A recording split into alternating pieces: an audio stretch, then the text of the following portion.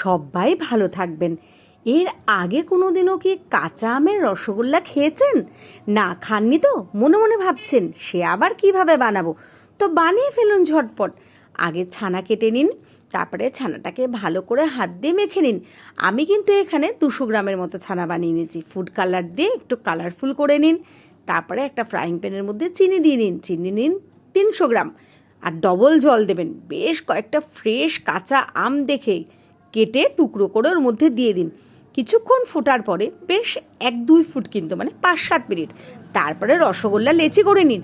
হ্যাঁ, এটা কিন্তু অবশ্যই আপনার মুখের সাইজই করবেন, বেশ বড় বড় সুন্দর দেখে।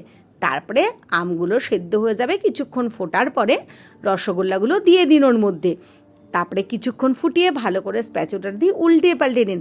রসগোল্লা রেডি হয়ে গেল। কি ভালো লাগলো তো? তাহলে কিন্তু অবশ্যই লাইক, কমেন্ট, শেয়ার করে দিতে হবে। চলুন, টাটা।